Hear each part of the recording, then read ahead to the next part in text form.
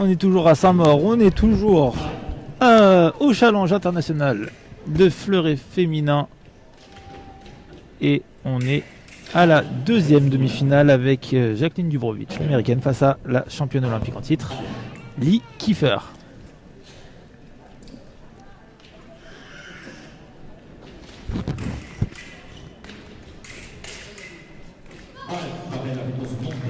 Dubrovitch qui a essayé de mettre la pression tout de suite sur sa compatriote en la poussant dans sa zone de 2 mètres. Et sa riposte n'a pas touché. Et c'est Kiefer qui prend les devants dans cette demi-finale.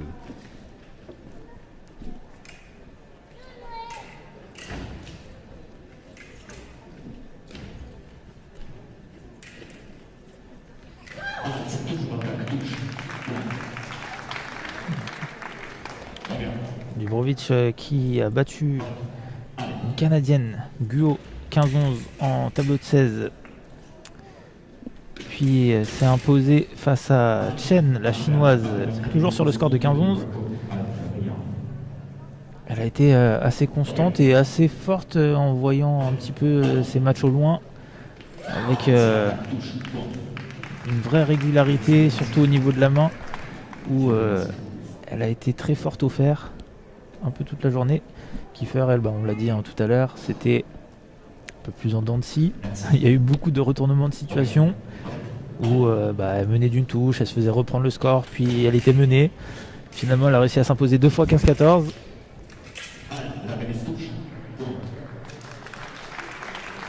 À voir maintenant si, justement sur une tireuse qu'elle connaît bien, comment ça va se passer aussi. Est-ce qu'elle va réussir à prendre tout de suite un avantage? Là, elle a 2 touches d'avance.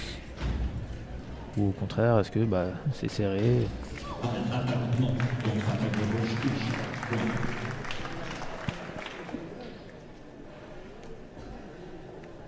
Cette contre-attaque.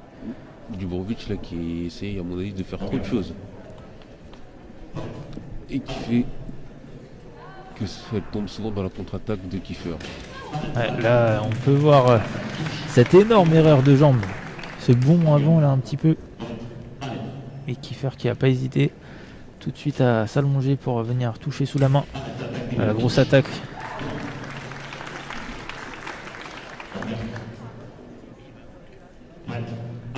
Tout se passe bien pour Lee Kiefer pour le moment. 6-1. Elle vient jouer même en proposant son épaule tel un boxeur. Et elle refait la même touche.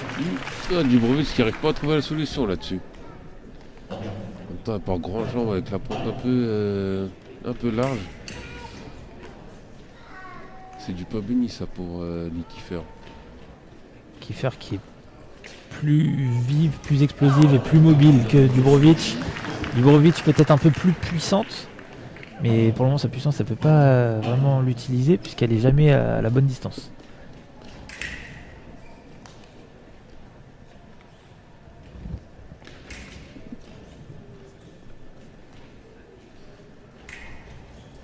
Oh là là, c'était beau au niveau de la gestuelle de main. Ça n'a pas pu conclure, mais sacré mouvement.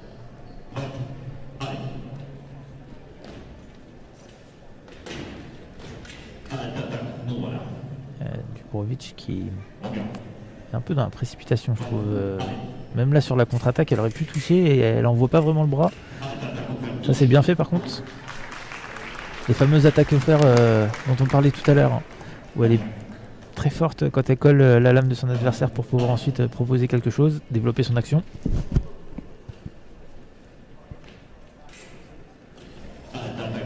C'est assez marrant, Kiefer, on dirait qu'elle cherche à se mettre dans son camp, si je puis dire, pour démarrer ses actions.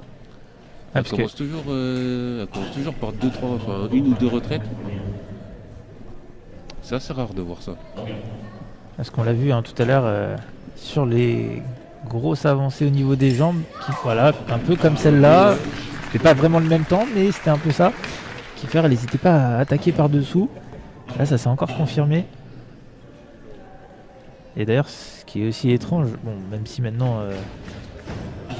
Ok, rien à dire. Allez, je me tais. Hop, je te balance un petit fouet à l'épaule. Un score de 10-2, la Kiefer qui maîtrise totalement son sujet.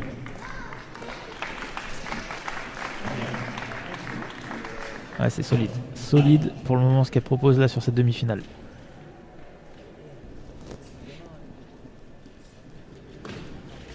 On voit ce phénomène là où elle essaye de...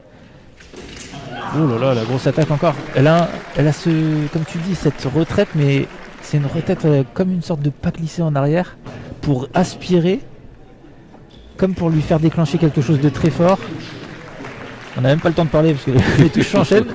Mais ouais, elle aspire vraiment pour avoir sur cette marche une attaque. C'est intelligent. Bah là, on sent que vraiment c'est... Du bon ouais. Elle n'arrive pas à suivre le rythme, beaucoup moins explosif. Puis elles se connaissent par cœur. C'est... Après, peut-être un peu de fatigue aussi. Pour le coup, j'aurais plus pensé que la fatigue serait du côté de Lee Kiefer. Vu ces 2 derniers matchs, elle a passé beaucoup de temps sur la piste. 15-14 aussi, c'est des matchs qui mentalement sont éprouvants. Ouais, mais rien n'arrête une championne olympique. Voilà, ça fait la démonstration. On est sur de l'escrime champagne. Allez, Kiefer, 13-4, 14 et une touche. Elle n'aura pas passé beaucoup de temps sur la piste. On est à 10 secondes de la fin de la première période. Est-ce qu'elle va réussir à terminer avant? Je pense qu'elle n'a même pas vu le chrono. Et du coup, on va aller à la pause. C'est la fin de cette première période, de cette deuxième demi-finale.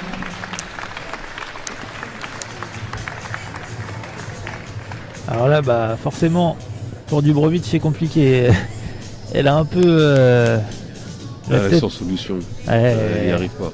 Un peu la tête au fond du seau. Et puis, bah, en plus, pas de coach. Donc c'est à elle de trouver la solution.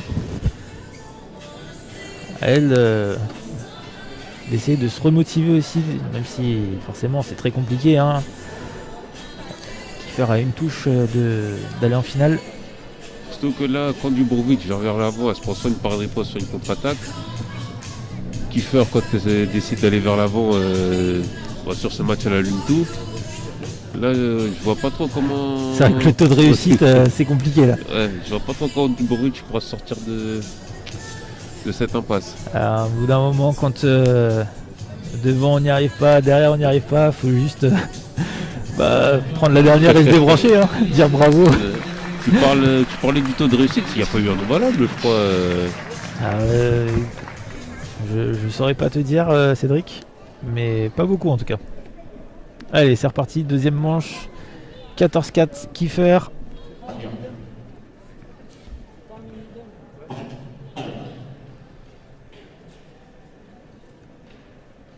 Dubrovic qui essaye de progresser. Et voilà, l'attaque au fer qui passe pas. Et Kiefer, donc qui rejoint Alice Volpi. On va avoir une sacrée finale entre les deux tireuses. C'est simple, elles étaient numéro 1 et numéro 2 au tableau. Et donc Kiefer, l'américaine, qui va rencontrer Volpi d'ici une petite dizaine de minutes. On vous dit à tout à l'heure. À tout à l'heure.